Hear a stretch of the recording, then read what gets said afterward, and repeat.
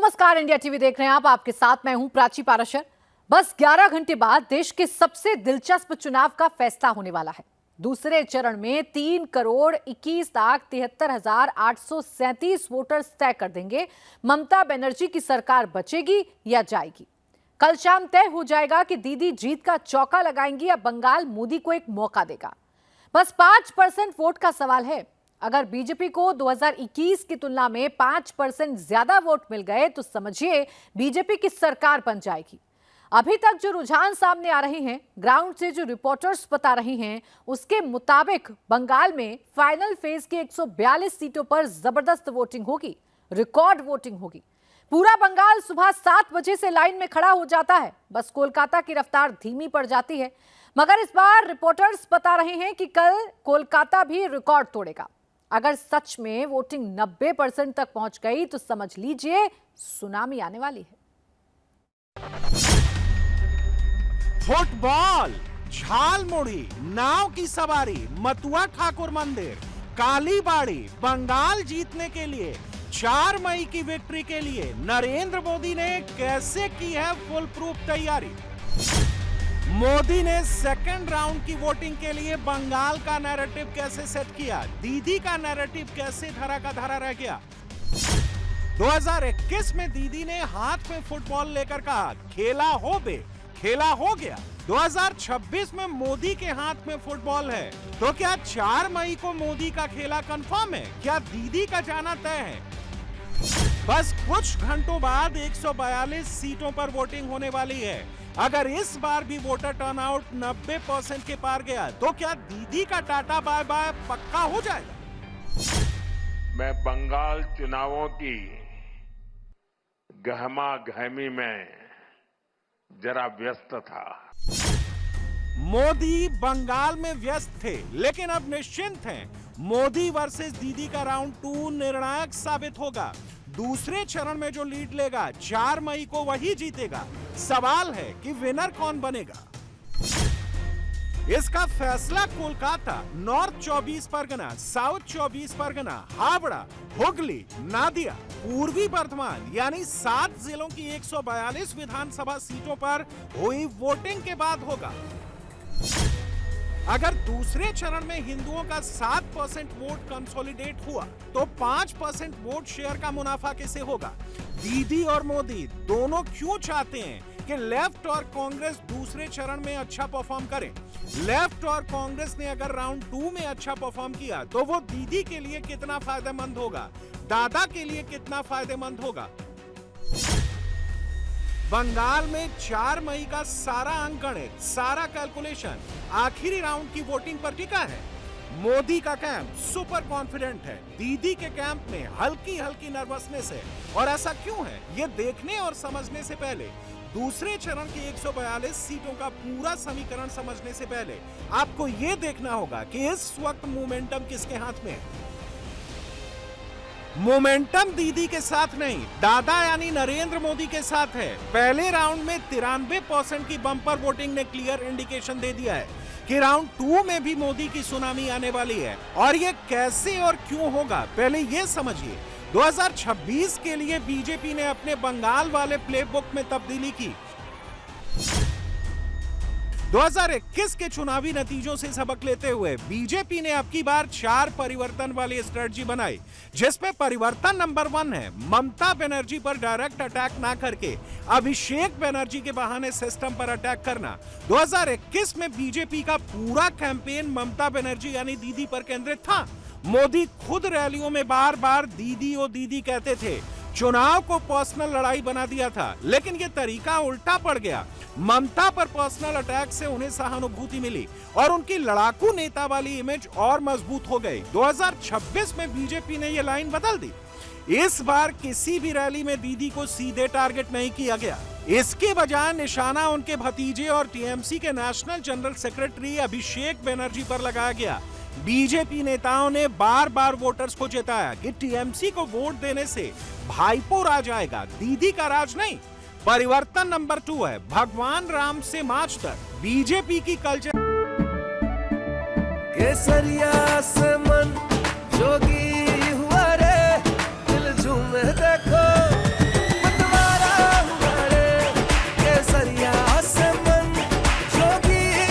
हर पल मनाओ केसरी त्योहार। विमल, बोलो जुबान केसरी। सॉफ्ट पिच 2021 में जय श्री राम जैसे स्लोगन बीजेपी के कैंपेन में काफी सुनाई देते थे, लेकिन उस वक्त आलोचकों का कहना था कि ये बंगाल की अपनी सांस्कृतिक पहचान से कभी-कभी टकरा जाता था। इस बार बीजेपी ने ज्यादा सॉफ्ट और लोकल अप्रोच अपनाया। बीजेपी के नेताओं ने इस बार बंगाल के लोकल प्रतीकों, खाने और परंपराओं को गले लगाया।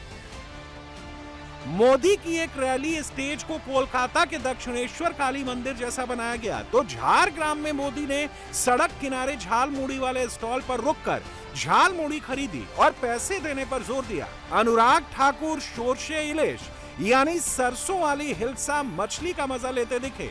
राउंड 2 से पहले भी बीजेपी के नेता मां काली और मां दुर्गा का ही जिक्र करते हुए सुनाई दिए। सिर्फ नेशनल स्लोगन पर नहीं अटके रहे और ये नैरेटिव वोटर्स के बीच हिट कर गया, जिससे बीजेपी बंगाल में बाहर वाले की तरह नहीं बल्कि लोकल जिंदगी से जुड़ने की कोशिश करती दिखी।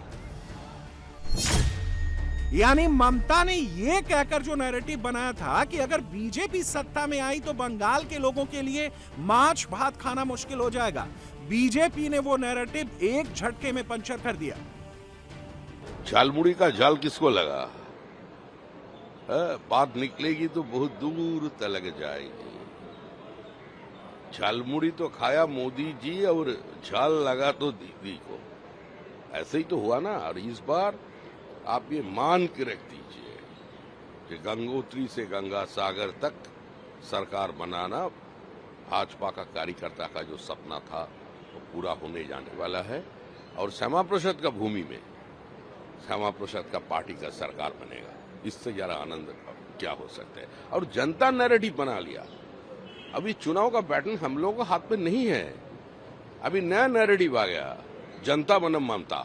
पश्चिम बंगाल का राजनीति तो हमेशा ध्रुवीकृत रहता है।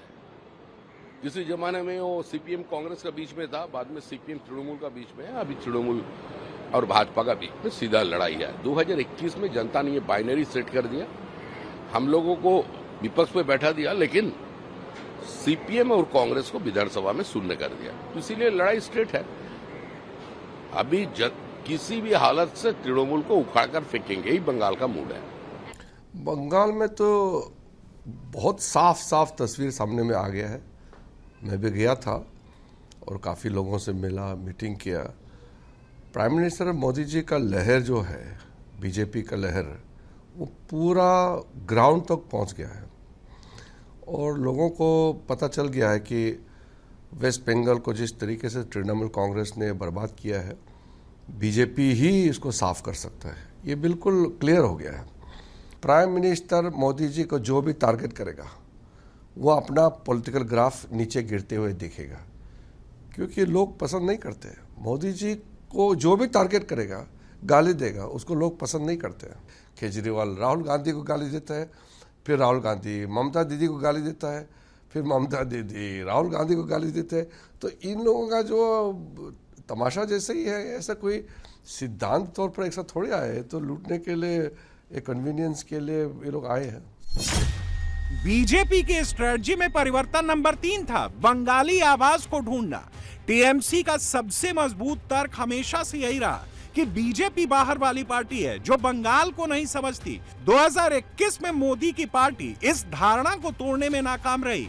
इस बार बीजेपी ने स्मृति ईरानी को मजबूत बंगाली आवाज के रूप में मैदान में उतारा।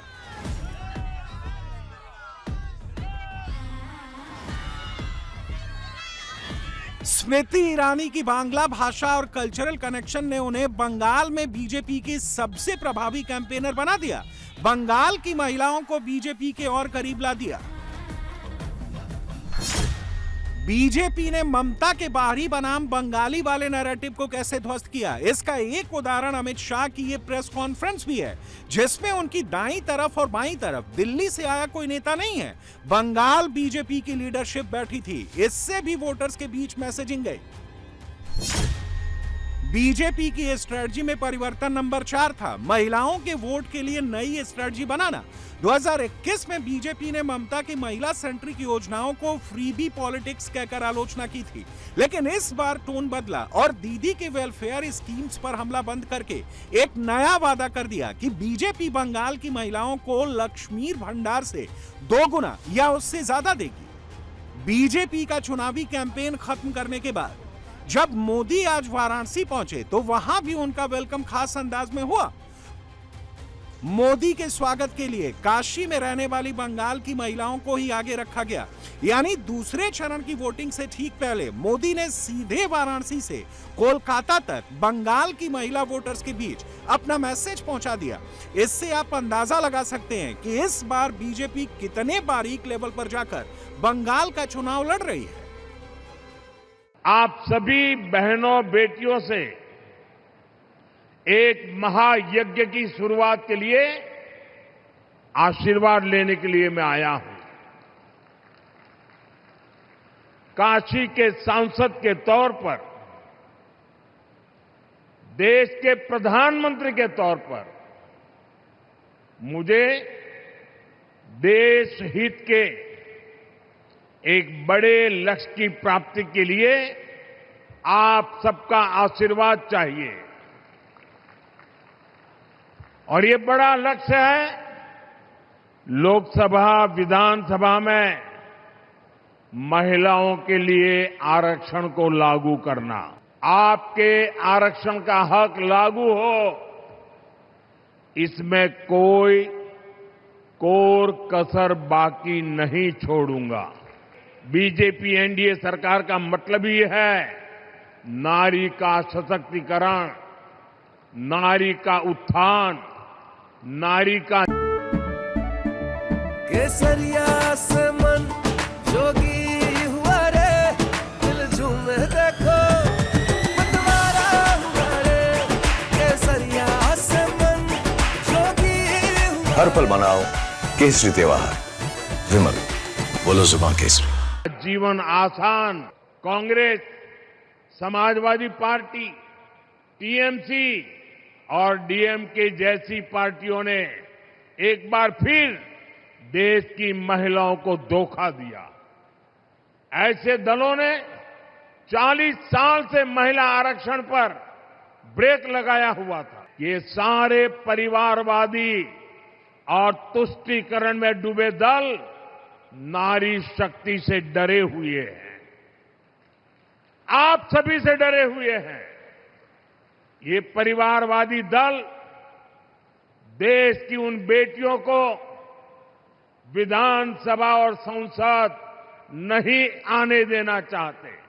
ये जानते हैं कि अगर धरातल पर काम करने वाली बेटियां ऊपर आ गई तो इनका नियंत्रण खत्म हो जाएगा, इनकी सत्ता पर सवाल खड़े हो जाएंगे। इसलिए ही जो परिवारवादी दल है ये संसद में हुए विरोध में सबसे आगे रहे हैं। असम, केरलम, पुडुचेरी, बंगाल और तमिलनाडु में बहनों ने रिकॉर्ड मतदान किया है। महिला आरक्षण विरोधी दलों को अंदाजा नहीं है कि बहनों का ये वोट महिला विरोधी इन दलों को सजा देने के लिए हुआ है।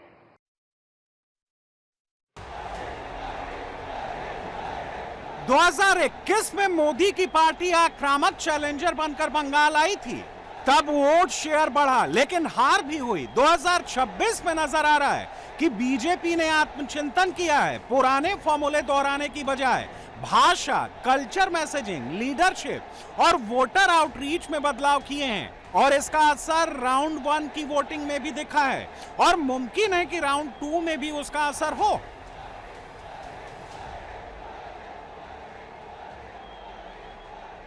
और इसकी सबसे बड़ी वजह होगी बंगाल में नरेंद्र मोदी की लहर और बंगाल के इलेक्शन वॉर रूम में अमित शाह का चुनावी मैनेजमेंट। मोदी ने ग्राउंड पर बीजेपी के लिए माहौल बनाया तो शाह ने वॉर रूम से दूसरे चरण की वोटिंग का प्लान बनाया।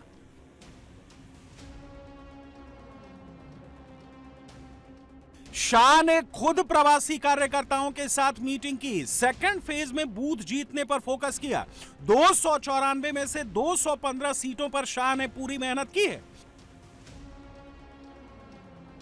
152 में से 110 सीटें जीतने का क्लेम तो शाह पहले ही कर चुके हैं। अब 142 में से कम 90 पर बीजेपी का फोकस है। 200 का मैजिक फिगर तभी पार हो पाएगा। अब यह कैसे हो सकता है, यह आंकड़ों से समझिए। दूसरे चरण में ग्रेटर कोलकाता रीजन में 35 सीटें हैं। दमदम उत्तर, पानीहाटी, बारानगर, दमदम, राजारहाट, गोपालपुर, इन सभी सीटों पर बंगाली हिंदू और हिंदी भाषी हिंदुओं की आबादी 95% है। 2021 में इन 5 सीटों पर टीएमसी जीती थी। 2024 में भी लीड टीएमसी के पास ही थी। बाकी बची 30 सीटों में से 29 सीटों पर भी बंगाली हिंदू और हिंदी भाषी हिंदुओं की आबादी या तो 60% से कम है या फिर 80% से ज्यादा है। 21 में ये सारी सीटें टीएमसी ने जीती थी। श्यामपुकुर और जोरो सांको सीट पर 24 में बीजेपी ने लीड ली थी। बाकी सीटों पर टीएमसी को ही बढ़त थी। इसी तरह साउथ बंगाल की 107 सीटों में से ज्यादातर सीटों पर बंगाली भाषी हिंदुओं की आबादी या तो 90% से ज्यादा है या फिर 60%, 70%, 80% की रेंज में है। 2021 में इन 107 में से 89 सीटें टीएमसी ने जीती थी। 18 सीटें बीजेपी ने जीती थी। रही बात 24 में लीड की, तो टीएमसी साउथ बंगाल की 107 में से 82 सीटों पर आगे थी, जबकि बीजेपी ने 25 सीटों पर लीड ले रखी थी। यानी मोदी की टीम को साउथ बंगाल की इन्हीं 107 और ग्रेटर कोलकाता की 35 सीटों पर दीदी के हिंदू वोट बैंक में सेंध लगानी है। सवाल है कि क्या यह हो सकता है? गणित क्या कहता है, अब यह देखिए।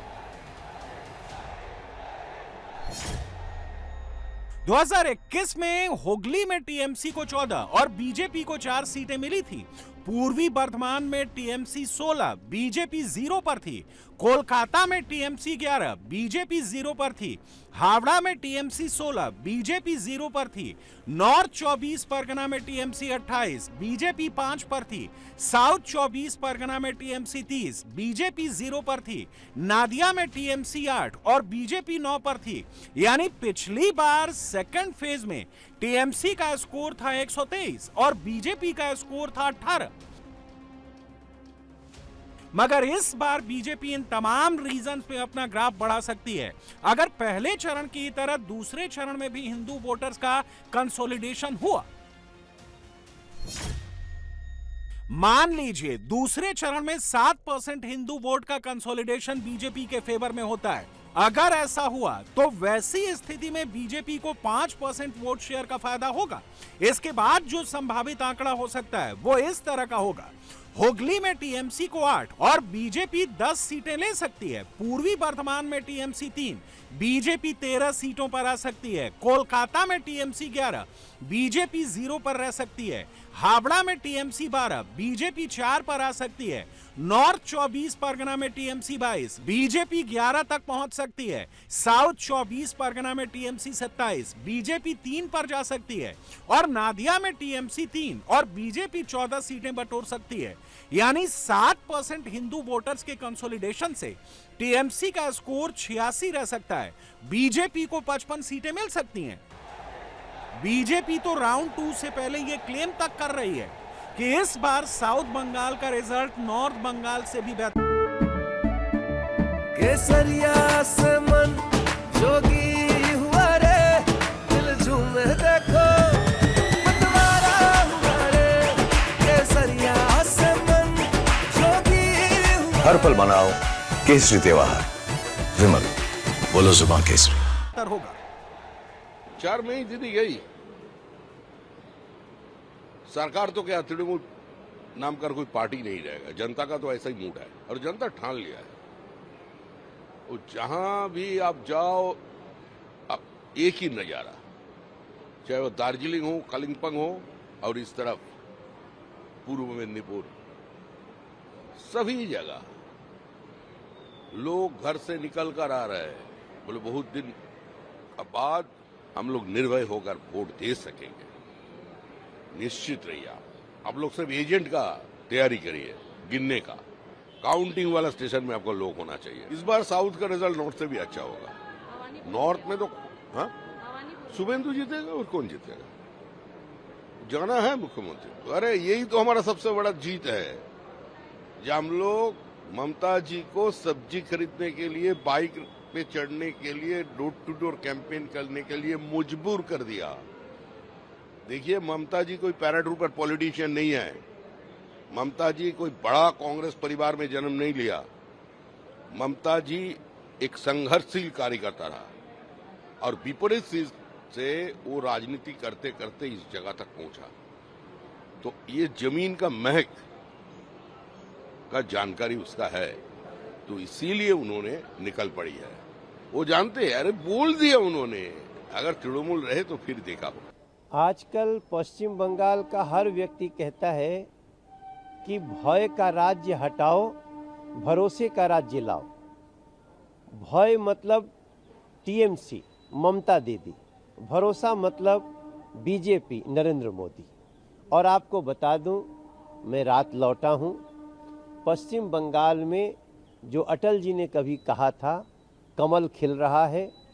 कल जो वोटिंग होगी वो भी पश्चिम बंगाल के विकास के लिए, विकसित बंगाल। इस बार मैं मानता हूं कि एक लंबे समय के बाद बंगाल चुनाव के बाद जिस तरीके से रुझान सामने आ रहे हैं, एक बात स्पष्ट है कि इस बार बंगाल की जनता ने सत्ता परिवर्तन के लिए, डबल इंजन की सरकार बनाने के लिए, मेरे प्रधानमंत्री नरेंद्र मोदी जी की सोच वाली सरकार बनाने के लिए मतदान करने का काम किया। जिस तरीके से लंबे समय से ममता बनर्जी जी मौजूदा मुख्यमंत्री वेस्ट बंगाल, उनके नेतृत्व से जिस तरीके से बंगाल की जनता त्रस्त है, इस तरीके से बंगाल की जनता प्रताड़ित हो रही है, उसके खिलाफ इस बार जनता ने मतदान करने का काम किया है। मैं मानता हूं 4 मई को जब परिणाम आएंगे, और ये सिर्फ कहने के लिए ही नहीं, हवाई दावे ही नहीं, प्रधानमंत्री जी का विश्वास, जिस तरीके से गृह मंत्री जी ने वहां पर समय देने का काम किया, ऐसे में मैं मानता हूं कि एक बड़ी जीत की ओर एनडीए इन 5 राज्यों में अग्रसर हो रहा है। देखिए, प्रधानमंत्री नरेंद्र मोदी जी ने विकसित बंगला का संदेश दिया है और बंगाल की तरक्की के लिए वो कुछ भी करेंगे। बंगाल में एक बार लोगों ने सेवा का मौका दिया तो कोई कमी नहीं छोड़ी जाएगी। पश्चिम बंगाल के लोग इस बार भारतीय जनता पार्टी पर यकीन कर रहे हैं। वो बीजेपी के साथ चलना चाहते हैं, मोदी के साथ चलना चाहते हैं, और पश्चिम बंगाल में माहौल बन गया है कि अब की बार भाजपा सरकार। इस बार जो सबसे बड़ा सरप्राइज देखने को मिल सकता है वो भवानीपुर सीट पर मुमकिन है। ममता बनर्जी यहां से चुनाव लड़ रही हैं। उनकी टक्कर बीजेपी के शुभेंदु अधिकारी से है। शुभेंदु को भवानीपुर से लड़ाने का आइडिया भी सोच समझ कर लिया गया है। बीजेपी किसी और चेहरे पर दांव नहीं खेल सकती थी। ममता के खिलाफ उसे एक फाइटर चाहिए था, और शुभेंदु को भवानीपुर में उतारकर बीजेपी ने बंगाल को इनडायरेक्ट मैसेज दे दिया कि बंगाल का अगला सीएम कौन होगा। भवानीपुर में बीजेपी कैसे उलटफेर कर सकती है, इसका समीकरण भी समझिए। भवानीपुर में लगभग 42% बंगाली हिंदू, 34% गैर बंगाली हिंदू, जिनमें गुजराती, मारवाड़ी, पंजाबी, उड़िया हैं। पहले इस सीट के वोटर्स ममता और टीएमसी को सपोर्ट करते थे, लेकिन अब भाजपा गैर बंगाली बिजनेस कम्युनिटी यानी मारवाड़ी और गुजराती में अच्छा समर्थन देख रही है। ये लोग टीएमसी के बाहर वाले बातों से नाराज नजर आ रहे हैं। एसआईआर में भवानीपुर में 47,000 नाम कटे हैं, जिनमें 40,000 से ज्यादा मुस्लिम थे, जो टीएमसी का कोर वोट बैंक माना जाता है। ये भी भाजपा के लिए अच्छी खबर है। भवानीपुर से दीदी की सियासी पारी को झटका देने के लिए बीजेपी ने बूथ लेवल पर कास्ट और कम्युनिटी का पूरा अंकगणित सॉल्व कर लिया है। बंगाली और गैर बंगाली हिंदू वोटों को जोड़ लिया है। हर बूथ पर सक्रिय कैंपेन के दम पर बीजेपी 4 मई की संभावित जीत सील करना चाहती है। शुभेंदु अधिकारी ने तो बाकायदा ऐलान कर दिया है कि वो दीदी को हराकर ही दम लेंगे, और इसका डर टीएमसी के कैंप में अभी से दिखाई देने लगा। We are preparing for the election tomorrow. The people of Bengal are ready to cast their vote in favor of change. In Bhavanipur, Mamata Banerjee must defeat with huge margin. Tomorrow, I'll sit in election exam. I went here, Gurudwara, and pray for Bengal as well as BJP. Yes, I must win. Lotus will bloom. I must win with huge margin. Out of 8 ward, I will head in 7 ward. Don't get worried. See you on 4th May, counting centre. वो कोशिश कर रहा है, खास करके हिंदू मतदाता का डराने का काम कर रहा है, लेकिन इस बार डरने वाला नहीं है. 95% पोलिंग होगा. 95% पोलिंग होगा. चलिए. आज जो वो बोला पीसफुल वोट है, अब ये स्टेटमेंट से मत हटिए. काल जो वोट हुआ 152 सीट्स में, अब लिख के रखिए, तृणमूल कांग्रेस 125 से 135 ये सीट जीत रहे हैं. भाजपा का सीट कम रहे और तृणमूल का सीट बढ़ने वाला है. तो ये अमित शाह का भी मालूम है. इसीलिए ओनली 2 वो जो थोड़ा बहुत वर्कर है सेकेंड फेज में, उसके चंगा रखने के लिए, वोकल टॉनिक के लिए ये बेसलेस वो ऐसी बोल रहा है. और हमारा एक क्लियर कट बात है. तो अब बस कुछ घंटों का इंतजार बचा है. बंगाल की बाकी बची 142 सीटें लॉक होने वाली हैं. दीदी की किस्मत का फैसला होने वाला है. 4 मई को दादा यानी मोदी बंगाल में इतिहास रच पाएंगे या नहीं. कुछ घंटों बाद इसका एक अंदाजा पूरे देश को लगने वाला है. बंगाल में बम गोली ना चले इसलिए एनआईए को लगा दिया गया. छापे पर छापे पड़ रहे हैं, लेकिन सबसे बड़ा फोकस 142 में से एक सीट पर है. ये सीट है फाल्टा. फाल्टा के बीडीओ को हटा दिया गया है. वजह है यूपी से आए एक अफसर जिनका नाम है अजय और जिनका मुकाबला हो गया है दीदी के जहांगीर खान से. सीधी भाषा में कहें तो इसे सिंघम वर्सेस पुष्पा की लड़ाई बताया जा रहा है.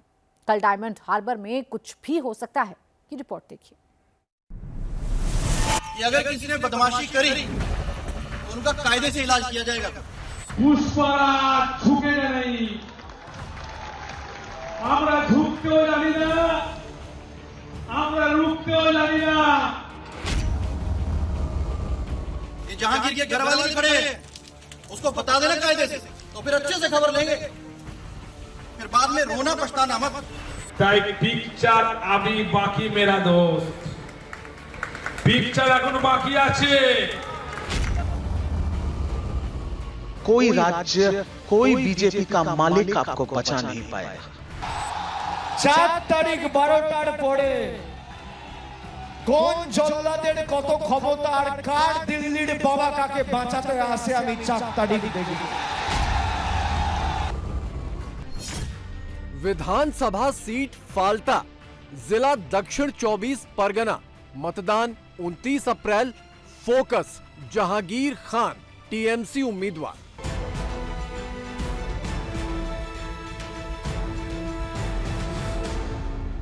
2550 कंपनियां जो तैनाती है, कोई भी बूथ ऐसा नहीं है जहां सीएपीएफ की तैनाती नहीं है, जो कि किसी भी लॉ एंड ऑर्डर इशू के अंदर they are ready to response.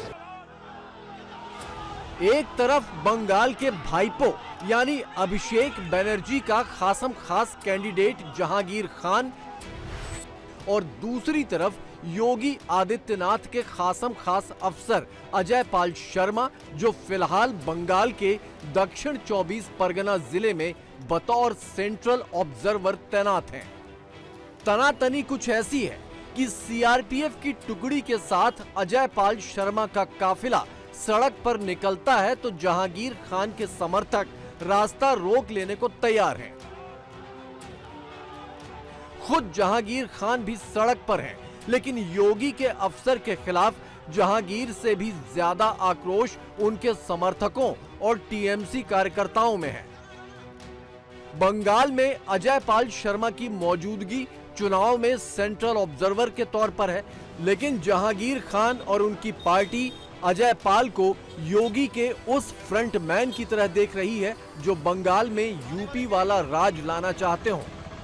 Jahangir जी, ये क्या घटनाक्रम हुआ था कि आपके घर पर अजय पाल शर्मा वहां पर पहुंचे थे, उसके बाद क्या हुआ? তারা আজকের বাংলাদেশে নারী সুরক্ষার কথা বলছেন, তারা বাংলাদেশে আইনের কথা বলছেন, তারা কি এটাকে উত্তরপ্রদেশ পেয়েছে? এটা বাংলার মাটি, এটা উত্তরপ্রদেশের মাটি নয় যে উত্তরপ্রদেশের মাটি দিয়ে বুলডোজার চালাবো, ইনকাউন্টার করব, খুন করব, মার্ডার করব, ধমকাবো, চমকাবো। এটা বাংলায় পারা যাবে না, বাংলায় করা যাবে না। কেন বাংলার বিপ্লবীরা 200 বছরের রাজত্ব ইংরেজদেরও তাড়িয়েছিল, ঠিক বাংলার সাধারণ মানুষ বাঙালিরা তারা বিজেপিকে বাংলা থেকে উৎখাত করবে, জামনা জব্দ করবেই এবং ফলতার মানুষও সেটা করবেই। এই ড্যামহারা মাটি অভিষেক ব্যানার্জির মাটি, এই মাটিকে এত সহজে দমানো যাবে না। আর আমরা সারা বছর মানুষের সঙ্গে থাকি, পাশে থেকে সঙ্গে থেকে কাজ করি।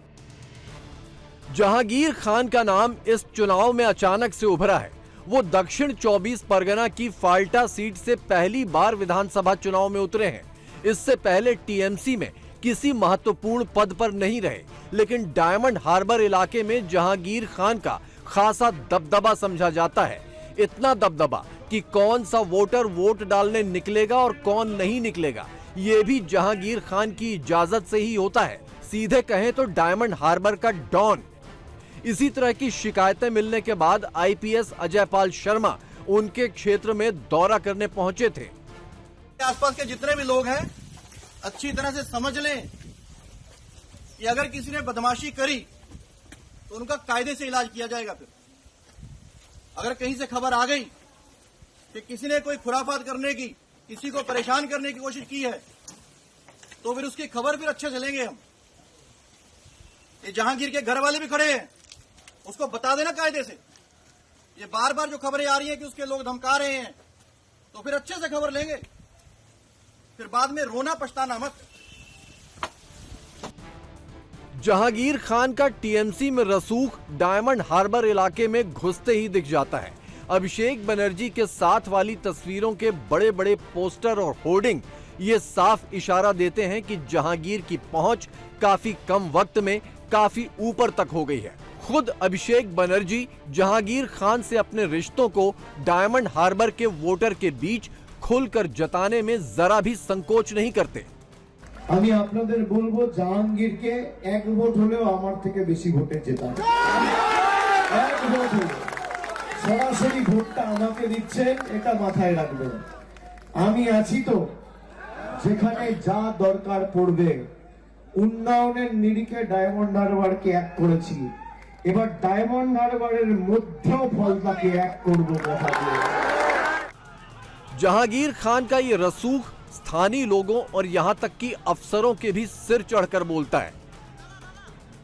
यही वजह है कि जब आईपीएस अजय पाल शर्मा जहांगीर खान के क्षेत्र में दौरा करने पहुंचे थे तो स्थानीय अफसर उनके घर का पता बताने में भी आनाकानी करने लगे। एक महीना हो गया कि नहीं? नहीं सर, मेरा तो यहाँ पे नहीं है सर। आपका घर कहीं हो? एफएसटी तो यही एरिया ना? ये तो यहीं कर रहे हो ना, तो आपको एरिया एफएसटी का यही एरिया ना? ये जहांगीर खान का घर कौन सा है? उसके अंदर शर्म आनी चाहिए तुम लोगों को। शर्म मैं बता रहा हूँ, हल्के में ले रहे हो ना। केसेस सबके खिलाफ रजिस्टर होंगे, जाएंगे सीबीआई को इन्वेस्टिगेशन। दौड़ते रहना थोड़ा जल्दी। जहांगीर खान 41 साल के हैं, पढ़ाई में 12वीं पास हैं और करीब 2 करोड़ रुपए की संपत्ति घोषित की है। उन पर कोई आपराधिक मामला दर्ज नहीं है, जो लाजमी भी है। बंगाल में रहते हुए और अभिषेक बनर्जी के करीबी होते हुए उन पर कोई केस कैसे दर्ज हो सकता है? लेकिन जब इलाके के आम लोग और अफसर भी आपका जिक्र करने में भी डरते हो तो दाल में कुछ न कुछ काला तो जरूर है। আজকের ওরা অনেক খেলা দেখাচ্ছে, তা খেলা তো ওরা শুরু করেছে, শেষটা কিন্তু আমরা করব।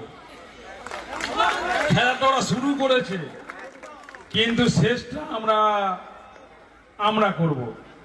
তাই পিকচার আবি বাকি মেরা দোস্ত, পিকচার এখনো বাকি আছে, সময় শুরু হয়েছে। তোমরা ভাবছো নিজেকে কয়েকটা সিআরপিএফ নিয়ে বড় বড় মাতালা দিচ্ছ, কিন্তু আজকের বঙ্গনগর 1 নম্বর অঞ্চলে মানুষ যদি হেঁটে যায় না, সিআরপিএফ হাওয়ায় উড়ে যায়। जहांगीर खान को बंगाल सरकार से सुरक्षा मिली हुई है। स्थानीय थाने के रिकॉर्ड के हिसाब से उनकी सुरक्षा में 10 जवान तैनात हैं, लेकिन हकीकत में जहांगीर के इर्द गिर्द जवानों का घेरा इससे कहीं ज्यादा है।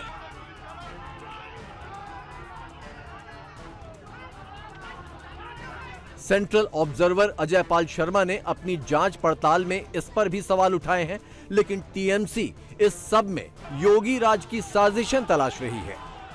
तो ये रंगीन किरदार है ये अजय पाल शर्मा, जो ऑब्जर्वर बनके अभी डायमंड हार्बर में आया है, जो डायमंड हार्बर के लोगों को धमका रहा है। मैं आपको इतना बता देना चाहता हूं, 4 तारीख रिजल्ट निकलने के बाद आप जहां भी भाग जाएं, आप छुप नहीं पाएंगे। आपको ऐसा लगता होगा कि हम एक दूसरे राज्य से आए हैं, वहां पर हम चले जाएंगे और मेरा बीजेपी का मालिक मुझे बचा लेगा।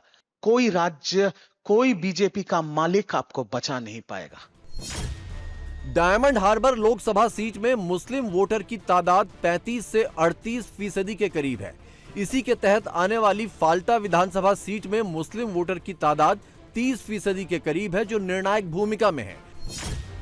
2024 के लोकसभा चुनाव में अभिषेक बनर्जी को फाल्टा सीट से 1,68,000 से भी ज्यादा वोटों की बढ़त मिली थी। इसमें भी जहांगीर खान का हाथ माना जाता है, लिहाजा विधानसभा चुनाव में तो जहांगीर खान खुद को पुष्पा समझने लगे हैं। आजो আমি মন থেকে কথা দিয়ে আসছি 2026 আমাদের বিজেপি কিছুই করতে পারবে না। 2 মাসের রুখেনি আমি জাহাঙ্গীর অনেক মঞ্চে বক্তব্য রেখেছিলাম, পুষ্পারা ঝুঁকে নেই। আমরা ঝুঁকতেও জানি না, আমরা রুখতেও জানি না।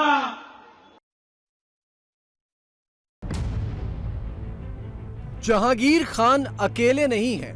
आईपीएस अजय पाल शर्मा पर हमले करने में उन्हें टीएमसी के तमाम बड़े नेताओं का साथ मिल रहा है। चुनाव की ऐसी गहमा गहमी और विस्फोटक बयानबाजियों के बीच सच में बम गोली न चल जाए, ये बहुत बड़ी चुनौती है।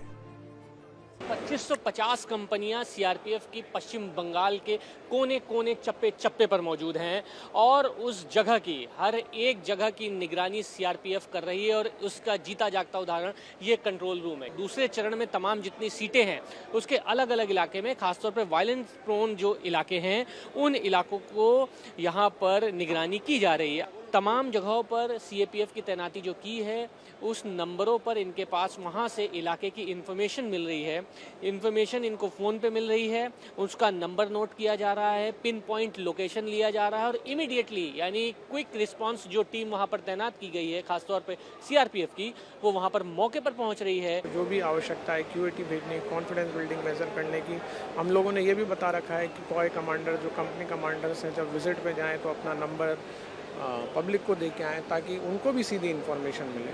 तो इन्फॉर्मेशन आ रही है और हम लोग रिस्पॉन्ड कर रहे हैं।